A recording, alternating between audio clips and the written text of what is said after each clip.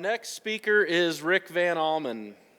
Rick comes to us with almost 30 years of experience leading teams and developing talent. He's held executive roles at a national level and has extensive experience coaching, mentoring, and training leaders within a wide range of industries. He now runs a consulting business and is working to help businesses across Michigan reach their full potential. I know Rick personally, and I get to visit him about once a month or so, and we get to have some really good discussions and conversations. And I would encourage people that if you are leading a business, it's always good to have somebody on the outside that's looking in that can be a mentor to you.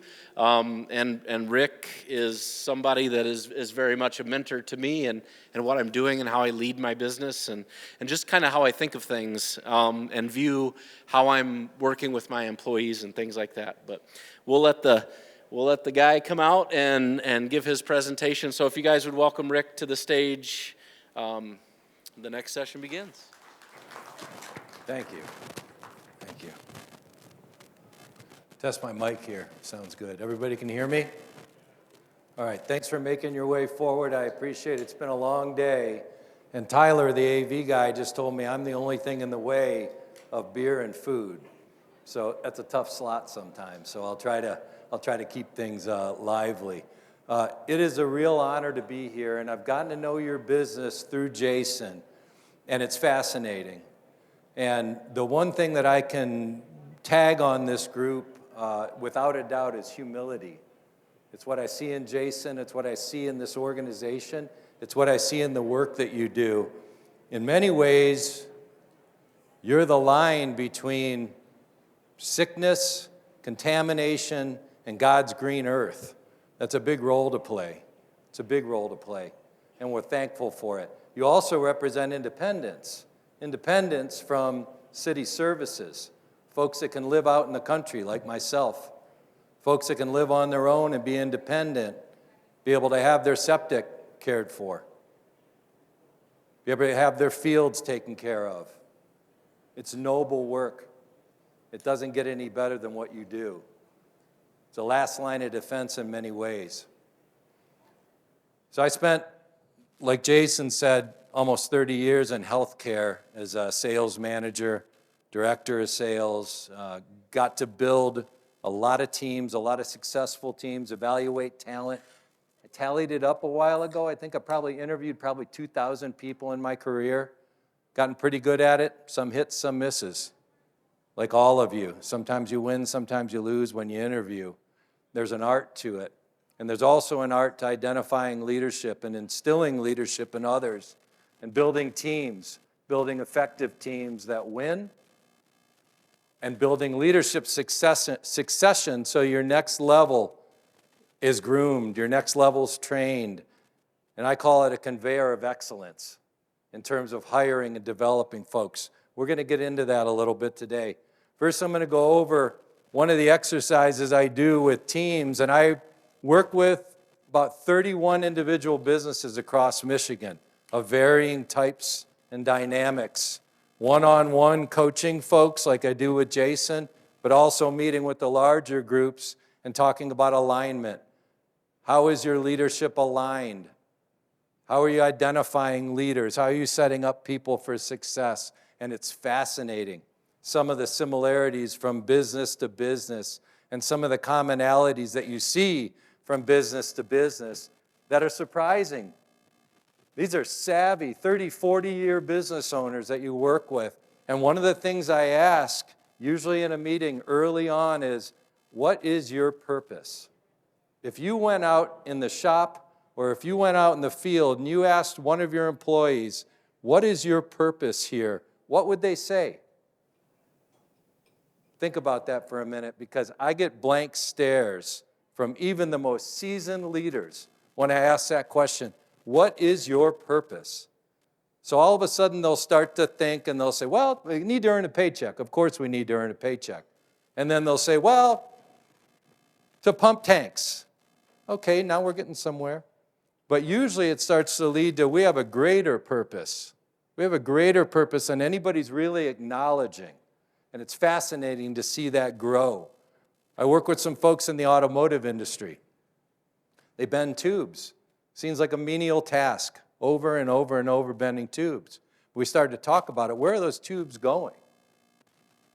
What are they in? They're in automobiles. What do automobiles do? They transport us to work, to our families, to our day-to-day. They're taking us in. The most dangerous thing we can do is drive on the road. And those components are in those vehicles. So all of a sudden, that purpose started to grow. It's more than just standing and bending tubes. It's about keeping people safe. It's about humanity. And I would argue that you have that purpose too. So there's a little challenge right out of the gate for you to take back to your teams. But first, for you to consider as a business owner and a leader, what is your purpose? What is that purpose that you're modeling as a leader, that you're communicating to your teams? Is it small? Is it down in the weeds? Is it task-oriented? Or is it bigger? Is it something bigger than just us, bigger than your day-to-day, bigger than your equipment? Think about that a bit, and we're going to come back to it. So when we do this purpose talk, we'll often transition into values. What are your values as an organization? What are your values as a leader? Now, I'll get on a whiteboard, and we'll brainstorm, and there's 100 words on there. And we start breaking it down. This one goes into this. This one goes into that. This one goes into this. And we'll end up with 3 or 4. I call it the legs of the stool, 3 or 4. Only one person I ever met have heard of 5 legs of a stool. I've never seen that. But there's one person that said there is a 5-legged stool. I don't believe that. So typically, there are 4 that stand out. Not all the time. Number 1 is integrity. Number 1 is integrity. Every single business I work with, when we do that exercise, integrity is number 1. They want to live by that. They try to live by that. Not sure if they are, but it's quite a call to action. Number 2 is reliable. Believe it or not, out of all the things you could put up in a whiteboard about your values, reliable comes up often. The 3rd is humility. That comes up almost every time. So I would say this group has those first 3 pegged, no question. The more I get to know you, the more I've seen you interacting, the more I talk with Jason, the more I understand your business. Integrity, being reliable, and being humble are hallmarks of your business. But there's a 4th that comes up pretty often, which is what we're going to talk about more today than anything, and it's vision. It's being a visionary. Now, you would think in the tech world, being a visionary is what's next? What are we going to come up with next? How are we going to make something better? There's a little bit of that going on. But I would argue that what that means in this room is, where is our company headed? What are we going to do in the future? How are we going to build things for the future? And this is not about the tangible. Tangible are things, point A to point B, machines, pumps, valves, hoses, trucks, soil, tanks. Everything you deal with, those are the tangibles. You guys are the master of the tangible, measuring those things, following regulations. You're the master of the tangible. But let's talk about the intangible. The intangible that leads to creating that vision of where your company's headed. And largely is going to determine the worth of your company. When it's time to make a move, when it's time to hand it over, when it's time to sell it. The intangibles are human beings, complicated, unpredictable. Human beings are the intangible that foils most businesses. I don't care how long you've been in the business, the process and the business of managing human beings is tough. It takes purpose to manage human beings. It takes being intentional about how you manage humans. It takes being intentional about how you show up. It takes being intentional about how you're role modeling leadership, because everybody's watching all the time. Your employees are watching you every day, all the time, every move you make, every word you say. Face it, It's the truth. So we're here to increase your awareness on how you're showing up and how you're managing your teams and having you start to be aware of the gaps in your alignment, the gaps in your awareness. It's what I work with when I do one-on-ones. I coach about 25 folks every other week, sometimes once a month. And you start to find this awareness gap that they aren't even seeing. You have them, we all have them. Things you don't even know you're doing, how you're showing up poorly in an area, and all of a sudden that gets exposed and you're like, my goodness, I had no idea that was happening. So that's part of our talk today. Let's talk a little bit about business structure. So some of this are going to be things that you're already doing.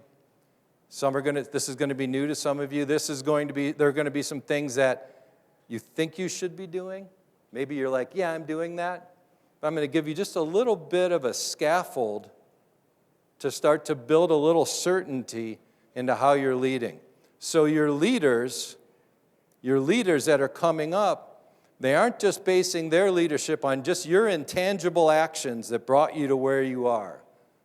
You're being a little predictable and building a structure that the folks under you can reproduce. The first one that I'll talk about are job descriptions. How simple is it to have a job description? And who really has job descriptions? You'd be surprised how many people build a business and they don't have a job description for their roles. I'm not talking about a novel. I'm not talking about something that takes you 5 days to do. I'm talking about the building blocks of expectations. How do you set expectations for a role if you don't have a job description to start with? This is a simple first step that I would encourage you, a simple first step. I say just do a little brainstorm. What are the duties in that role? You don't need to be a wordsmith. You don't need to be an author. Start by doing a little brainstorm. What does this job entail? Weave it together a little bit and establish job descriptions for each of the roles that you have. You can't set expectations and hold people accountable unless they understand what those expectations are. And part of that is from day one, you've got a job description. Those are fluid. They can change. Jobs morph and change. It should be an active, flexible document that you have for each of your folks. So step one, job descriptions. Working on that with Jason right now. Step two, you should have reviews, performance reviews. Performance reviews can be biannual. They should never be once a year. Boy, at the end of the year, you're having one review. What a miss that is. Your folks need feedback. Do you realize what a deficit we have now in our attention? Do you realize how much distraction there is in this world? You realize that there are young folks that came to work for you that have never been listened to maybe their whole life, that have never had someone listen intently to them their whole life. I'm not exaggerating. I run into it all the time. People that have never had someone sit down eyeball to eyeball and listen and seek to understand. There's such a deficit in that now. We have a whole generation that's grown up with their head down. I grew up with my head up, eyes up. A lot of folks in this room did. But there's a whole generation that grew up with their heads down.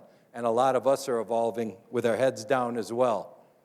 That's a deficit of attention and distraction. Distractions are everywhere. So purposeful reviews, they seem simple. They're super important because it's 1 to 3 times during the year that you're sitting down, looking your employee in the eye, and going over expectations. Are they meeting those expectations? Are they not? Where can they grow? What can they do better? What are they excelling at?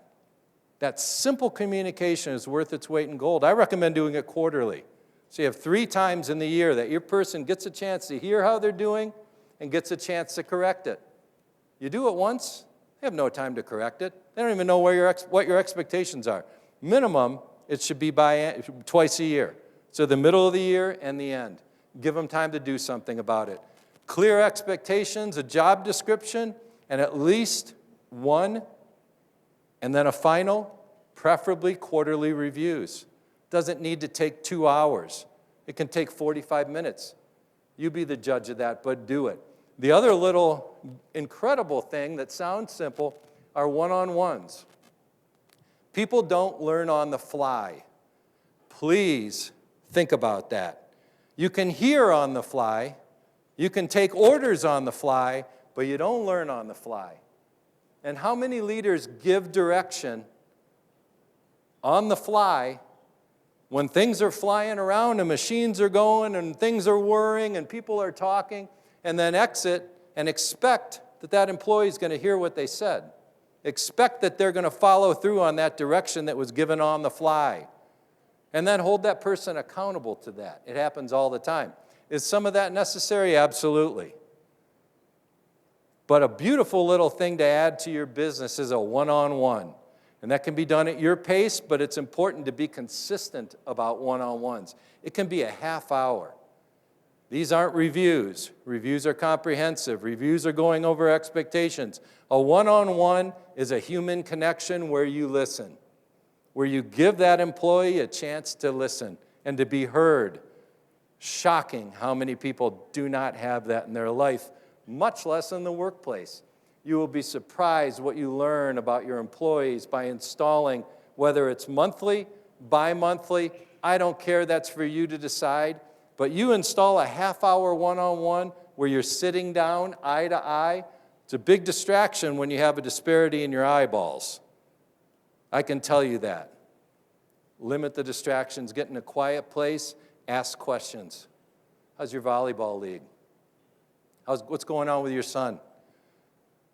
How are things in your life? Careful, you're here to do a job. You don't want to go too far on the personal stuff.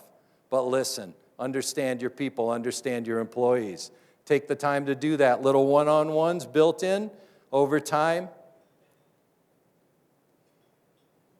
Another thing to remember, this is one of the most important things. If you don't take anything else away from this, take this away, is that accomplishments drive worthiness. Accomplishments drive worthiness. So we feel our self-worth when you start something and you finish it. How often as business leaders are we short-circuiting that? Are we giving a task and then jumping in to solve things? How often are we giving a task and then, something else comes up, and something else comes up, and then something else comes up, and you look at the sum of it, and your employees haven't really accomplished much. And what happens when they go home? And what happens when months and quarters and years go by? Their worth goes down. They get disillusioned with the job, and all of a sudden, their hourly pay becomes the number one factor in their world. Because accomplishments drive worthiness. The one-on-ones, your reviews are a chance to highlight their accomplishments. Their self-worth will go up. You as a leader modeling that to the folks around you, all of a sudden, your leadership starts to become stronger. All of a sudden, you're empowering. I say it all the time. Delegate, empower, and inspect. Delegate, empower, and inspect. Delegation and empowerment without inspection, you miss the boat. It's a great way to create worthiness in your employees. Without worthiness, they're punching a time clock. They don't have a purpose. So I asked that in the beginning, what is your purpose? What are your employees' purpose? What would they say? If they haven't accomplished things and you haven't acknowledged that, they probably aren't clear on their purpose. You can explain and talk about purpose, but your actions throughout the months and the year, they speak the real deal about how much you care, how aware you are, and how you're investing in folks. That builds leadership. That builds this pipeline of excellence. When you hire someone and you've got a clear description about the job, and interviewing is a whole separate subject. I'm going to come back to interviewing. I could talk for hours on interviewing. It's the most important thing you do, and it's probably the least practiced, purposeful thing that you do as leaders, I would guess. Maybe there's some great interviewers here in the house. I'd imagine there's a few, but that's art to itself. So this structure is real simple. It's real executable. It takes discipline. You're modeling leadership every day. They're watching. This kind of a structure allows the folks that are next level. Everybody's got a right-hand person that they're hoping can come up and be more of a leader, that can be a foreman, that could potentially take a leadership role or even run the company. If you're an intangible leader just running around doing things instinctively, God bless you. If you're an instinctive leader that's building people up, that's building great customers, incredible customer service, technical expertise, and you create that scaffold that's reproducible where your next level folks can see this is how it's done, and there's a method to it. Now you're building leadership. Now you're giving them a blueprint, clear expectations, a job description, quarterly reviews, consistent one-on-ones.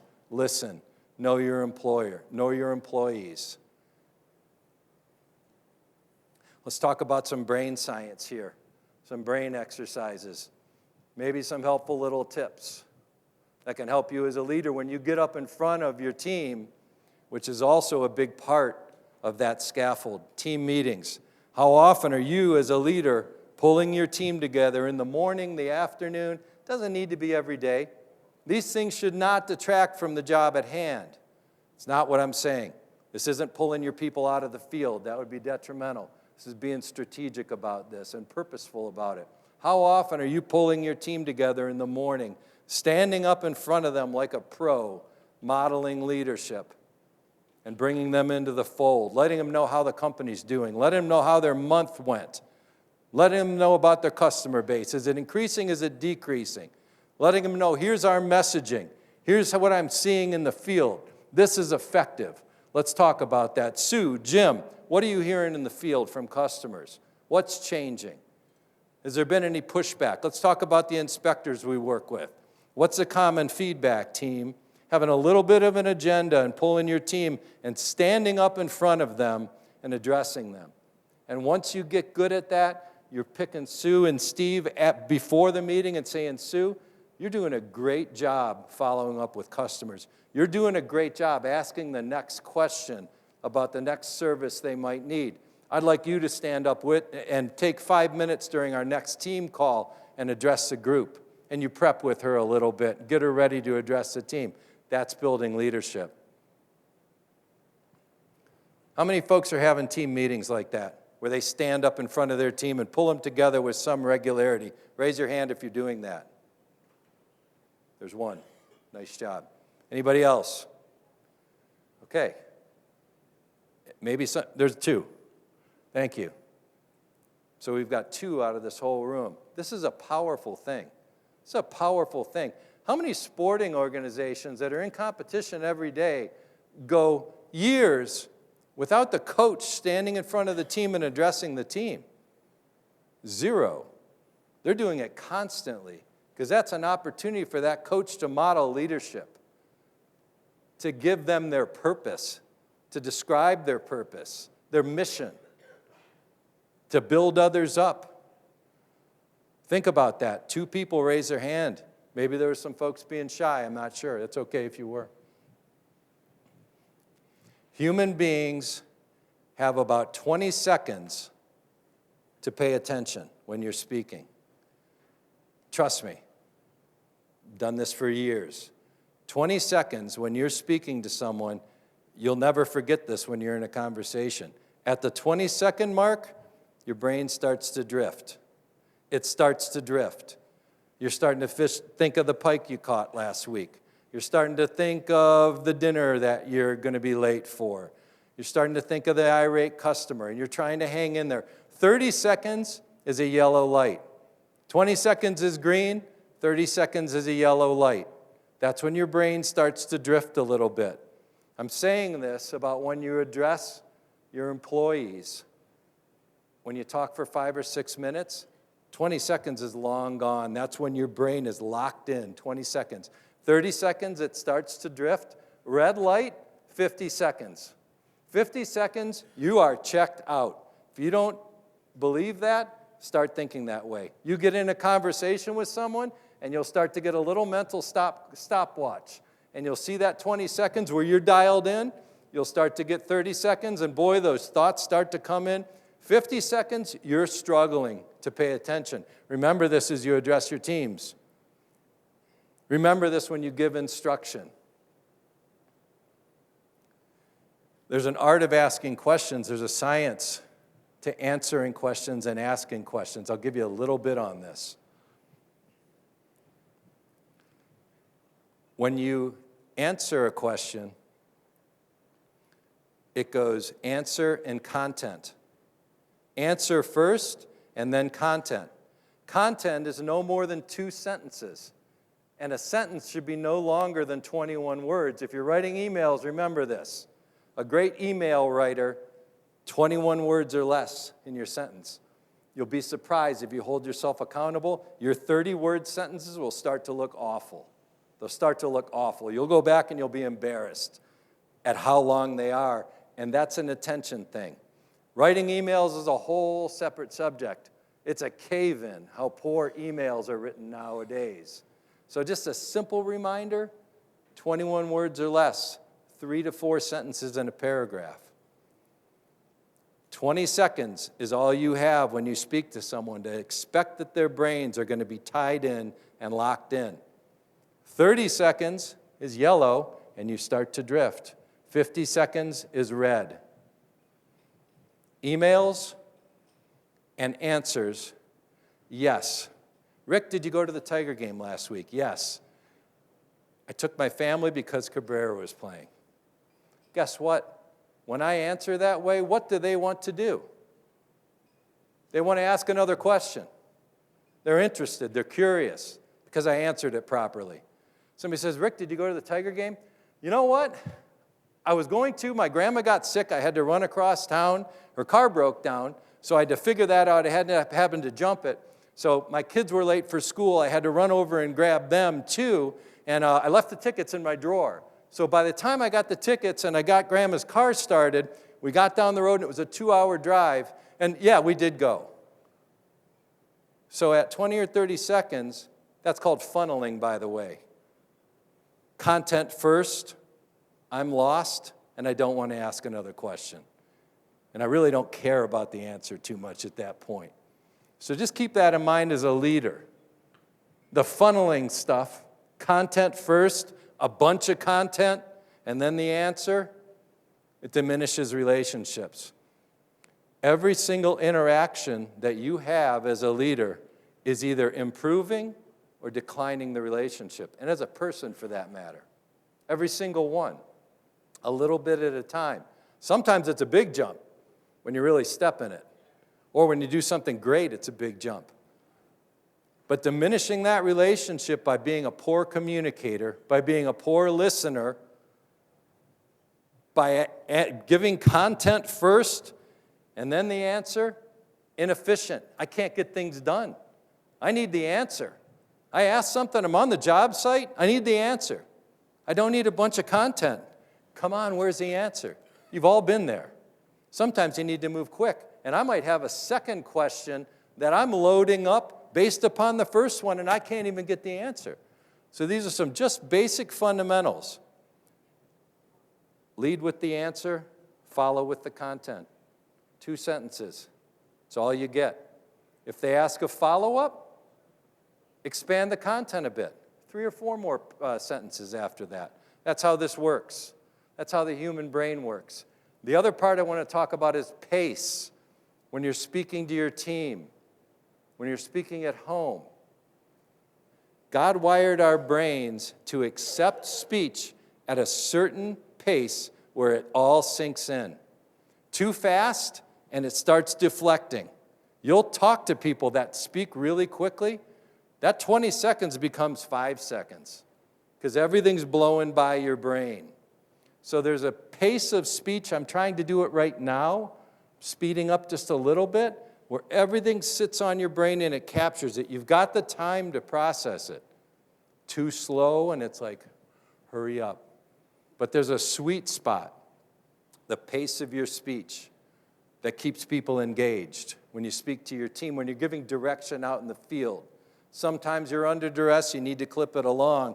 But leaders know how to tap into that. They know how to speak with a pace that the brain picks up. They play people's attention properly, 20, 30, 50. All these things go into modeling leadership. The intangible and the intangible. You're masters of the tangible. The intangible, human beings. Structure. Expectations, job description. Quarterly performance reviews that are detailed. How are you doing? How are you executing? One-on-ones. Sit down and listen. The generation with their heads down, let's get their heads up. Let's get their heads up. I can't tell you what the leaders I speak to that are kind-hearted, they love people, they have no faith in the younger generation. They'll say it outwardly. A lot of you probably feel the same thing. They don't have the work ethic. They don't show up the way I need them to. They're not dependable. They're not reliable. I disagree. Can't think that way. What happens if collectively we all start to give up on the younger generation? That's awful. That's not what we're here to do as leaders. I would argue that that is all there. All these qualities are there. They're just reshuffled. They just look a whole lot different than what I grew up with, maybe what you grew up with. They're there. Have faith that they're there. Have faith in human beings and young folks. They probably haven't been given what a lot of you were given growing up. They probably haven't had the nurturing. They probably haven't had that heads-up time out in the world that you've had. It's not time to give up on them. Don't give up on them. Don't dare give up on them. A lot of what we're in charge of as leaders is making sure that this young generation can step up and do the job. Making sure this young generation can step up and be leaders. We're modeling that. Having no faith or discounting them offhand, that's not leadership. I would argue that's weak leadership. It's not leadership at all. So your job is to find that. It is there. It is shuffled like a king of hearts at the bottom of the deck.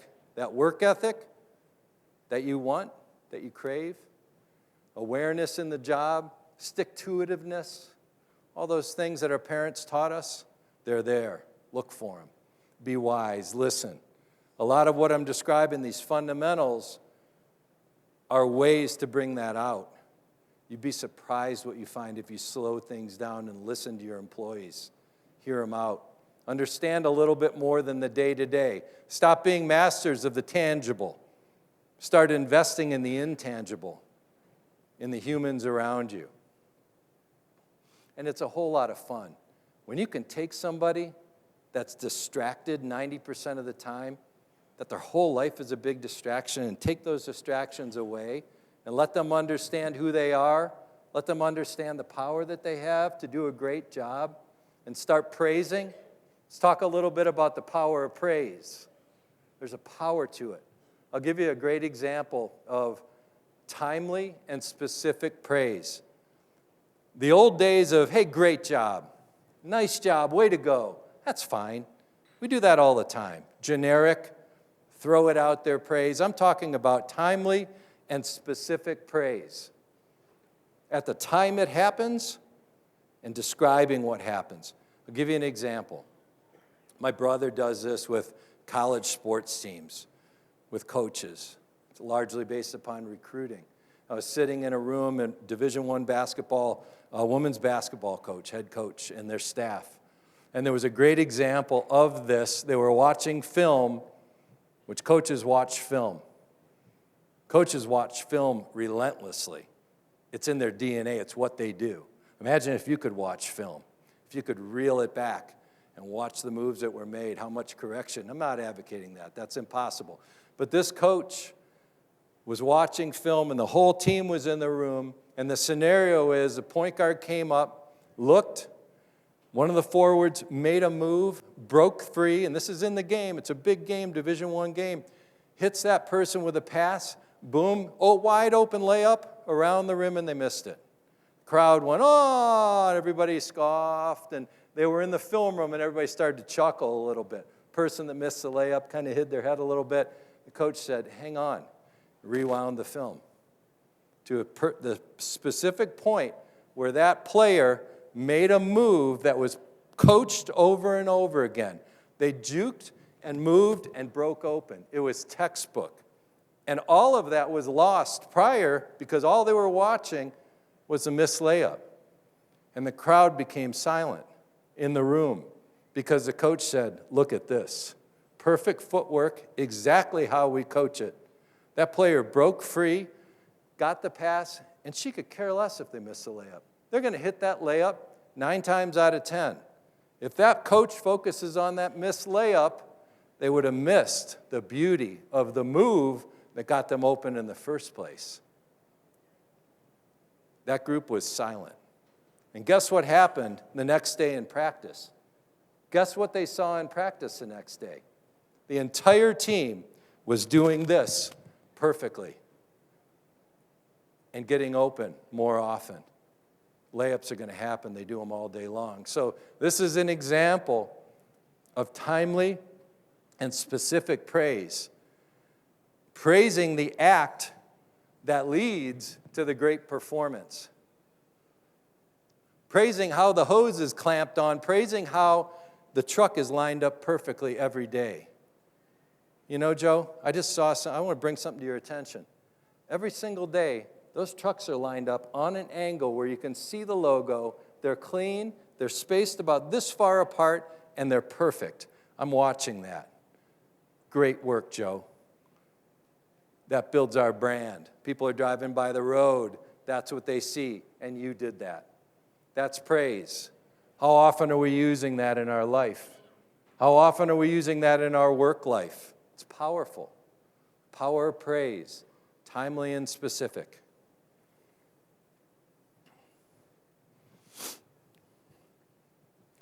Normally, these things are interactive, and I'm craving questions, and usually it's like I'm throwing it out to the crowd and getting some back and forth. I wish I could do that. That's what I love the most, is having some interaction with folks. So another thing that we work on when we're together is making assumptions or not making assumptions. I work with a wonderful team that has grocery stores and hardware stores. Incredible folks. There's a process called facing. If you walk into a grocery store, you walk down the aisle. If the beans are turned around and the label's not in front of you, it's not properly faced. So they spend all kinds of time facing. Now you'll know that when you walk in a grocery store or a hardware store. You see the shelves in disarray, things are on an angle, they're twisted around, it's not properly faced. It's lingo in retail stores. So leaders were going in and said, you need to face this.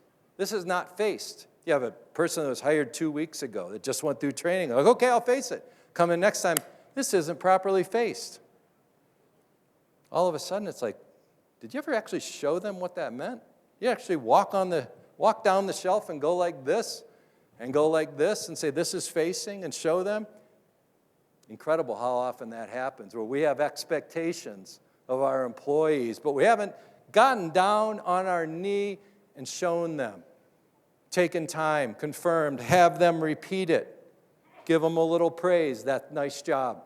Keep an eye out for it. Next time it happens, well done. I saw that. Way to go. You taught it right. You took the time to teach it. You did not assume. Assumptions are awful as a leader. Now, say that again. He just said, things you have less of, bring that to the front.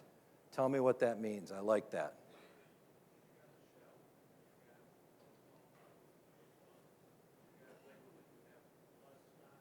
Yes.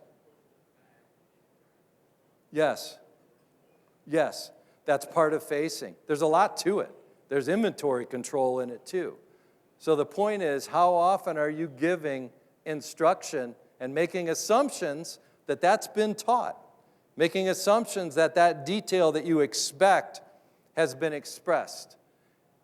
So one of the biggest killers of relationships in the workplace or personally are unexpressed expectations. Remember that. And pay attention to how many times you have expectations of someone and you've not expressed them. It's a killer. People leave jobs because of that. People get fired because of that. Leaders get on their high horse and get frustrated when they've not expressed their expectations. Part of this goes back to establishing a platform to deliver that. Job description, clear expectations, quarterly reviews, one-on-ones. This stuff doesn't happen. It happens less when you've created a structure to be able to communicate, to be able to lead for others to see and be able to reproduce that structure when you leave, or if you get hit by lightning, or if you want to retire, that next person up, they see exactly the mechanics behind how you lead and how you set up moments to express your expectations. They see how you praise. It's reproducible. They're watching. They see how you don't make assumptions, how you teach, how you're purposeful about that. That builds leadership. They see how you stand up in front of the team and address them. They know the health of the business. They know where their customer base is heading. They know your vision as a leader of the company. They know where they stand in that vision. They're contributing as they walk up and message the team as well under your guidance. And they see it regularly, and it's predictable. It is powerful. It is starting to be the master of the intangible to the same level that you're master of the tangible. That's your call to action here today. It's your call to action here today. I do this every day with businesses of all kinds. I sit down one-on-one with employees all day long. It's an epidemic of this. It's an epidemic of leaders not listening, of leaders not slowing the game down for their employees. You've all heard the great quarterback. They start out as a rookie. They're all over the place. They can't throw a pass. They've been doing it their whole life, and they can't make a completion. And they say, you know what? The game's just got to slow down for them. That eventually happens. It's happening in your world as well. Slow the game down. Let them see how it's done. Let them see how you're modeling leadership every single day because you're purposeful about it. You're not tied up in the tangible. Fixing equipment, running to jobs. Of course you need to do that, but take your mind away for a second. Create a structure, a reproducible structure, and you will have the two elements that make a business successful. Sustainable and predictable. You create a business that's predictable and sustainable, you got a winning business. You go to sell it, all of us, probably folks in this room that are thinking of retiring, maybe 3-4 years away, and the cupboard's bare. You may have children, they don't want to get in the business. You tried forcing them, they don't want to. You have maybe the second person coming up, they don't really have an interest in running the business either. I'm going to have to sell this. Guess what? It's only going to be worth what your equipment's worth. That's it. What's your equipment worth? Maybe you've got contracts. Maybe you've got a customer base that'll stick with a new owner when they come on. That happens. That's part of the equation too. But the biggest one is if you have a dynamite, trained, engaged, tenured team, my feeling is the value goes through the roof. That ability to have a portable business that's transferable, that someone can buy and say, I'm going to clip along right at that pace. I'm going to expand or add. That's gold. That's gold when someone comes to look at your business and you've got a fully trained, tenured staff. You've developed a pattern for them to follow. Life is about patterns. We all have patterns in our life. We all follow a pattern. In work, being haphazard, no pattern, it's a recipe for turnover. It's a recipe for dissatisfaction. It's a recipe for a lack of accomplishment. which leads to poor worthiness. You have the opposite in your staff. You have the opposite of the folks that work for you. The sky's the limit. Your success is much more guaranteed with that. I'm going to open it up to questions. I've covered a lot of things. I only have an hour. Some of these things take days and months and weeks. We get in a room with leaders. We cover these things. We go over how to speak in front of folks, how to use your hands, your pace, everything. There's so much detail here that I've packed into a short little bit. I hope it's been valuable. If there's anybody that has a burning question and wants to answer it, I'll take it. I know we're at the end of the day and you're thinking of other things potentially, but anybody have a question? I'm not afraid of any question. And if you want to find me afterwards, I'll be with you having a beer and eating. So I'm happy to talk about this. But I'm going to wrap it up. I hope this has been valuable. I think the world of what you do. It is a high character role that you're in. It's important to our earth. It's important to human beings. You're the last line of defense to our waterways, to our soil. It gives people freedom. You're enabling that freedom to live where you want to live and be self-contained. What higher calling can you have? You have a great purpose. Make sure your teams know their purpose. Lead with a purpose. It's been wonderful speaking to you today. Thank you.